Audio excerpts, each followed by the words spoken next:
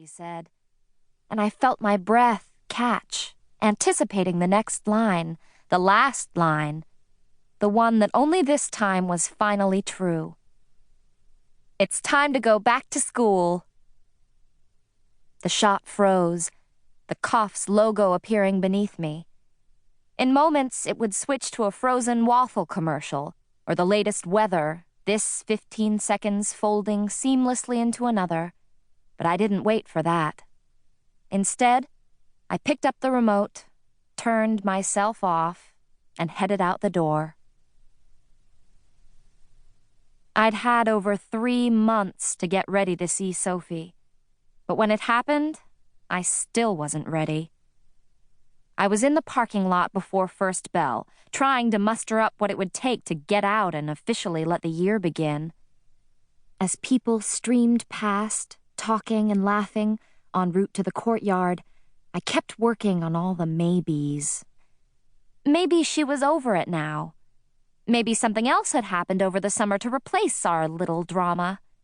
Maybe it was never as bad as I thought it was. All of these were long shots, but still possibilities. I sat there until the very last moment before finally drawing the keys out of the ignition. When I reached for the door handle, turning to my window, she was right there. For a second, we just stared at each other, and I instantly noticed the changes in her. Her dark, curly hair was shorter, her earrings new. She was skinnier, if that was possible, and had done away with the thick eyeliner she'd taken to wearing the previous spring, replacing it with a more natural look, all bronzes and pinks. I wondered, in her first glance, what was different in me.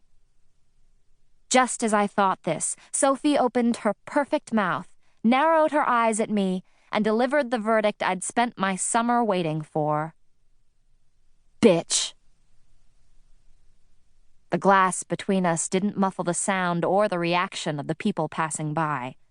I saw a girl from my English class the year before narrow her eyes, while another girl, a stranger, laughed out loud.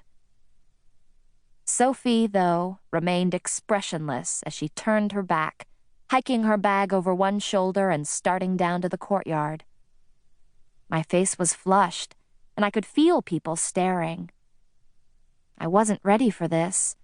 But then I probably never would be, and this year, like so much else, wouldn't wait. I had no choice but to get out of my car with everyone watching and begin it in earnest, alone. So I did. I had first met Sophie 4 years earlier, at the beginning of the summer after 6th grade. I was at the neighborhood pool, standing in the snack bar line with 2 damp dollar bills to buy a Coke, when I felt someone step up behind me. I turned my head, and there was this girl, a total stranger, standing there in a skimpy orange bikini and matching thick platform flip-flops. She had olive skin and thick, curly dark hair pulled up into a high ponytail, and was wearing black sunglasses and a bored, impatient expression. In our neighborhood, where everyone knew everyone, it was like she'd fallen out of the sky. I didn't mean to stare, but apparently I was. "What?" she said to me. I could see myself reflected in the lenses of her glasses, small and out of perspective. "What are you looking at?" I felt my face flush, as it did any time anybody raised their voice at me. I was entirely too sensitive to tone, so much so that even TV court shows could get me upset. I always had to change the channel when the judge ripped into anyone. "Nothing," I said, and turned back around. A moment later, the high school guy working the snack bar waved me up with a tired look. While he poured my drink, I could feel the girl behind me, her presence like a weight, as I smoothed my 2 bills out flat on the glass beneath my fingers, concentrating on getting every single crease.